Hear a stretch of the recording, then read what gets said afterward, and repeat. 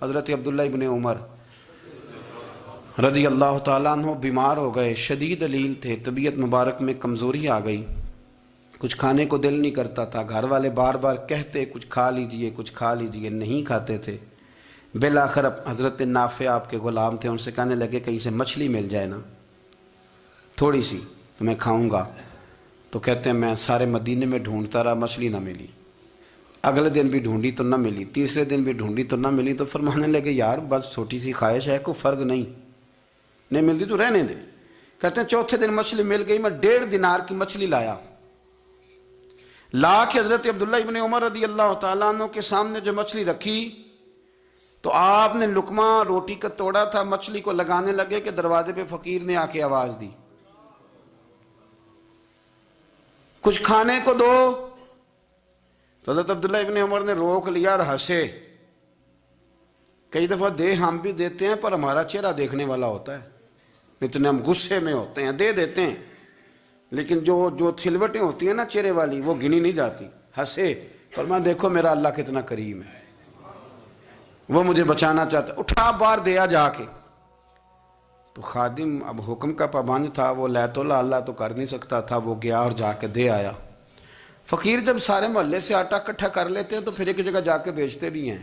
دے آیا، وہ 2 گلیاں آگے گزرا تو میں پیچھے دوڑا گیا، میں نے کہا سچ بتا کھانی ہے کہ بیچنی ہے؟ وہ کہنے لگا جو بھی سبب لگ جائے کر جاؤں گا، آپ نے دے جو دی ہے۔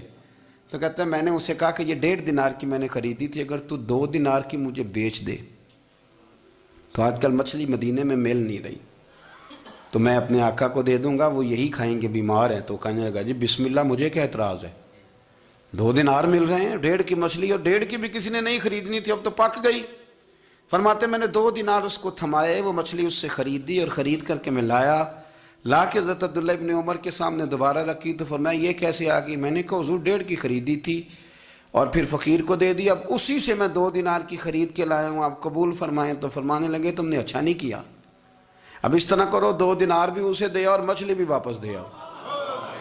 عرض کی حضور کیوں؟ فرمایا تم نے قرآن نہیں پڑھا؟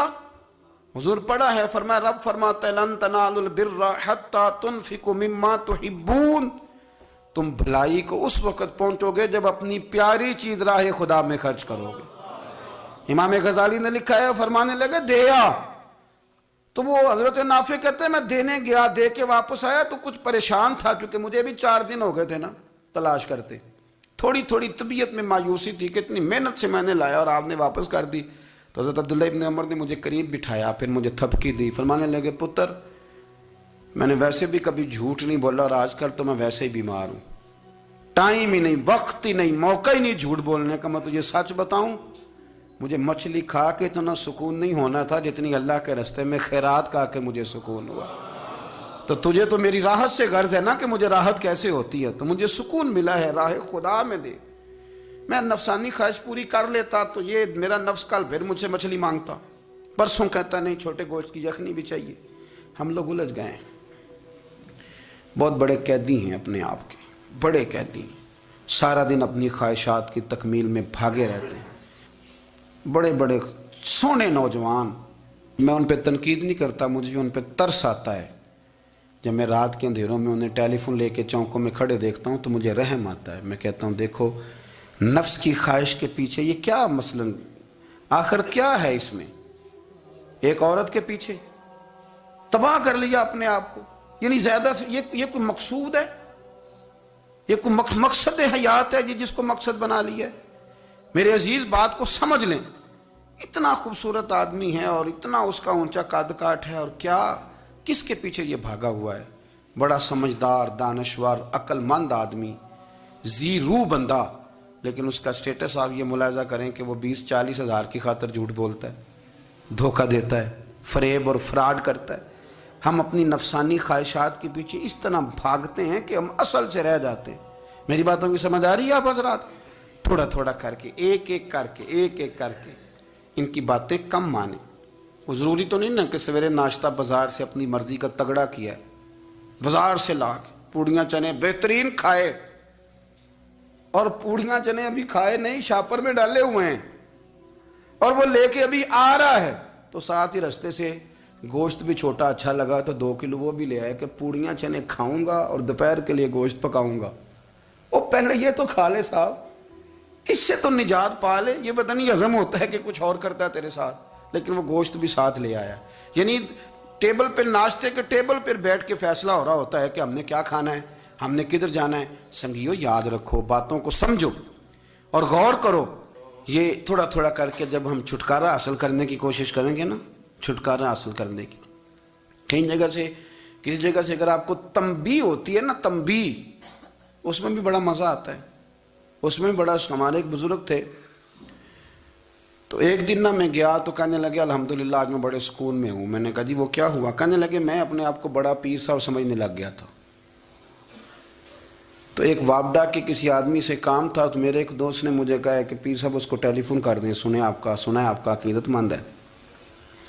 میں نے اس بندے کو ٹیلی فون کیا تو کہتا ہے پیر صاحب میں عزت آپ کی بڑی کرتا ہوں پر یہ کام نہیں ہو سکتا۔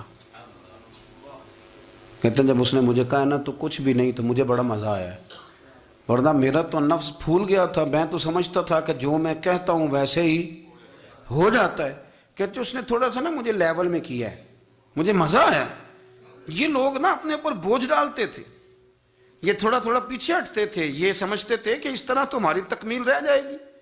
صبح سے شام تک اگر اسی نفس کی باتیں مانتے جائیں گے تو خرابی کرے گا۔ دولت کا نشہ ہے بھائی، دولت کٹھی کرنے والا کسی جگہ سیر نہیں ہوتا، حسن کا نشہ ہے، حسن کا نشہ ہے۔ حضرت ابو بکر شبلی رحمۃ اللہ علیہ فرمایا کرتے تھے جو تیری بیٹی کو خوبصورت سمجھ کے اس کے ساتھ نکاح کرنا چاہے اسے بیٹی نہ دینا۔ حضرت جی کیوں؟ فرمایا حسن تو تھوڑے دن کے بعد ختم ہو جائے گا، پھر وہ اس کی قدر نہیں کرے گا، وہ تو کہیں اور منہ مارتا پھرے گا۔ حضرت ابو بکر شبلی رحمۃ اللہ تعالی علیہ کی بیٹی خوبصورت تھی، ایک نوجوان کہنے لگا میرا نکاح کر دیں۔ آپ فرمانے لگے پتر تو 1 مہینے کے بعد آنا، کر دوں گا۔ بڑی موٹی تازی خوبصورت صاحبزادی، تو حضرت نے اسے دوائی کھلائی، اسے پخانے لگ گئے۔ جو پخانہ کرتی ایک مٹکے میں سنبھال دیتے۔ تھوڑا وقت گزرا تو وہ ہڈیوں کا پنجر بن گئی، مہینے بھر میں دست اتنے آئے کہ کمزور ہو گئی۔ تو ابو بکر شبلی 1 مہینے کے بعد نوجوان کو بلایا، فرمایا ادھر آ تیرا نکاح کروں۔ بچی دکھائی تو وہ کمزور بستر پہ پڑی، فرمایا شادی کر۔ کہنے لگا اس سے نہیں میں نے کرنی۔ فرمایا یہ وہی ہے؟ کہنے لگا جی نہیں۔ فرمایا تو کہتا تھا مجھے عشق ہے، کدھر گیا تیرا عشق؟ کہنے لگا حضرت صاحب آپ کیسی بات کر رہے ہیں؟ فرمایا ادھر آ۔ پھر وہ مٹکا جس میں گند رکھا تھا وہاں لے گئے، فرمانے لگے تیرا اس کے ساتھ عشق تھا، یہ ہے تیرا عشق۔ فرمایا اسے تو میں 4 دن روٹی کھلاؤں گا پھر تندرست ہو جائے گی، لیکن میں دیکھنا چاہتا تھا کہ تو میری بیٹی سے پیار کرتا ہے یا اس کے چہرے پہ آنے والی کچھ وقت کے لیے سرخی سے پیار کرتا ہے، اس لالی سے پیار کرتا ہے جو جوانی کے وقت بچوں اور بچیوں پہ آتی ہے۔ کس چیز کے دل دادا؟ یعنی کیا مطلب؟ نفس کی غلامی، سراسر غلامی، اور پلٹ پلٹ کے اور بڑے بڑے سیانے بندے چھوٹی سی خواہش کے لیے، بڑا سمجھدار آدمی، بڑا سیانا بندہ۔ میں ایک بڑے بزرگ عالم تھے، میں ایک دفعہ ملنے گیا تو پائے پکا رہے تھے،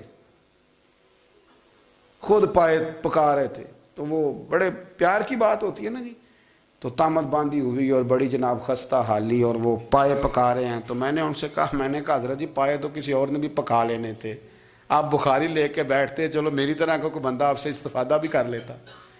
اب پائے آپ لائیں گے، پھر پکائیں گے، پھر آپ کھائیں گے، تو یہ تو 24 گھنٹے آپ کسی کام میں گزر جائیں گے۔ تو یہ ایک چھوٹی سی خواہش کے لیے، میں کسی چیز کو حرام نہیں کہہ رہا، قرآن پاک کی جو آیت پڑھی ہے صرف اس کی تفسیر آپ کے سامنے عرض کر رہا ہوں۔ ہماری خواہشات ماں پالتی ہے، آپ کو نہیں پتہ کتنے دکھ سہتی ہے۔ میں ان ماؤں کو جانتا ہوں جو بیٹے کے حصوں کی مار بھی اس کے ابے سے کھاتی ہیں، مار کھاتی ہیں وہ۔ ایک خاتون ایک کان سے سنتا نہیں، میرے پاس ایک دفعہ آئی، کہنے لگی 60 لگ گئی سی، کوئی دعا کر دیں یا کوئی وظیفہ پر، ڈاکٹر کہتے ہیں ٹھیک نہیں ہو سکتے۔ میں نے کہا باجی صحیح بتاؤ مسئلہ کیا ہے؟ کہنے نہیں کچھ بھی نہیں، مسئلہ کیا ہونا ہے، پتر غلط نکل آیا ہے، اس کا باپ روز مارتا ہے، آج میں آگے گئی ہوں تو اس نے ایک تھپڑ میرے کان پہ مار دیے، تو پردہ پھٹ گیا۔ مائیں مار کھاتی ہیں، لیکن وہ پتر جس کو بڑی محنت سے پالا ہے، وہ جوان ہوتا ہے تو اماں سے کہتا ہے تجھے چھوڑ دینا ہے، پر جس لڑکی سے میرا ٹیلی فون پہ رابطہ ہے اسے نہیں میں نے چھوڑنا، وہ نہیں چھوڑ سکتی، ہر شے کچل جاتا ہے وہ۔ اماں کبھی لیٹ کے رات کو سوچتی ہے کہ یہ تو میری کل کمائی تھی، میں تو آج بھی اس کے حصے کے تھپڑ اپنی گالوں پہ برداشت کر رہی ہوں، تو یہ کدھر گیا؟ اردشیر نام کا بادشاہ تھا، حضرت محدث ابن الجوزی آج سے کچھ 700 سال پہلے لکھتے ہیں۔ اردشیر بادشاہ بڑا خوبصورت تھا، جوان تھا، بڑا عقل مند تھا۔ اس نے اس طرح کی قریب کی ساری ریاستوں پہ قبضہ کر لیا۔ بڑا عقل مند زیرک تھا، قبضہ ہو گیا۔ ایک بادشاہ بڑا سخت تھا، اس کے ساتھ جب پنجہ آزمائی ہوئی تو اردشیر کہتا ہے اس پہ میرا قبضہ نہیں ہو رہا تھا، اور جب ہم نے ساری ریاستوں نے مل کے اس پر حملہ کیا تو ایک قلعے کے اندر قلعہ بند ہو گیا۔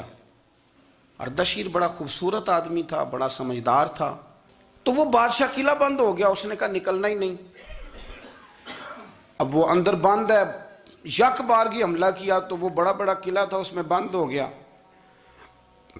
اس بادشاہ کی نا جس پر حملہ کیا، اس کی بیٹی اچانک ایک دن قلعے کی دیوار پہ چڑھی تو اردشیر کے حسن و جمال کو دیکھا تو عاشق ہو گئی،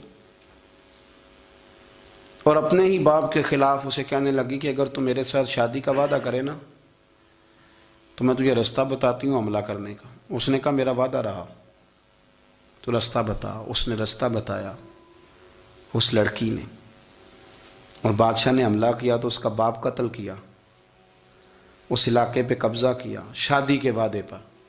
ہاں نفسانی خواہش بندے کو اندھا کر دیتی، نہیں سمجھ آتی اس کو میں کدھر جانا ہے، اندھا کر دیتی۔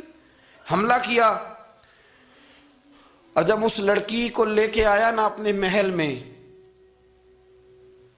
تو پہلے دن شادی کی پہلی رات تھی، تو بستر بچھایا کنیز نے، تو وہ کبھی کروٹ ادھر بدلتی کبھی ادھر بدلتی، تو بادشاہ کہنے لگا کیا ہے؟ کہنے لگی بستر میں کچھ ہے، مجھے تکلیف دے رہی۔ اس نے چراغ جلائے اور جب بستر اٹھایا تو ایک اتنا سا دھاگا نکلا۔ دھاگے سے عموماً تکلیف نہیں ہوتی، تو اس نے کہا تو اتنی نرم و نازک ہے کہ دھاگا؟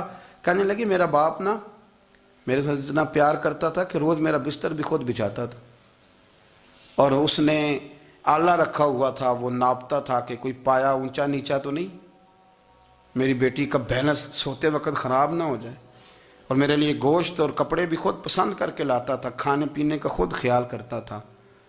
اردشیر کہنے لگا اچھا وہ اتنا پیار کرتا تھا، اور پھر تو نے اس کے ساتھ کیا کیا؟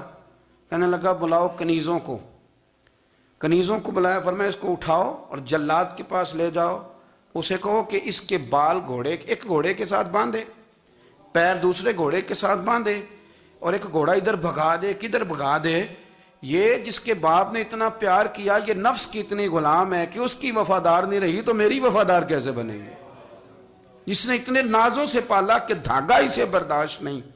او یارو یاد رکھو، اگر نفس کی غلامی کرو اور بڑے بڑے وفاداروں کو چھوڑ کے غلامی کرو تو پھر کہو وفادار مل جائیں، کوئی بول اب لڑا نہ بول بیٹھی ہوں دے خصم ناراض بڑ بولیاں دے، کہاں سر کھائے تے بلبل ٹھنڈ پائے، بڑے فرق نہیں سجنا بولیاں دے، جڑیاں خصماں دی وچ رضا وسن، پاگ جاگ جاندے انہاں گولیاں دے، آپ ادلیاں نو سردار پین تکے تے شرما والیاں نو چوٹے ڈولیاں دے۔ اپنے نفس کے پیچھے چلو گے تو یہ تباہی ہے۔ جب ہم نے کسی سے وفا نہیں کی تو یہ کیا امید ہوئی کہ دنیا ہم سے وفا کرے گی؟ اللہ رسول کی مرضی کے مطابق اصول پسند زندگی بنائیں، ایک ایک کر کے اپنی خواہشات سے پیچھے ہٹیں، تھوڑے پہ گزارا کرنا سیکھیں، اپنے نفس کو سمجھائیں۔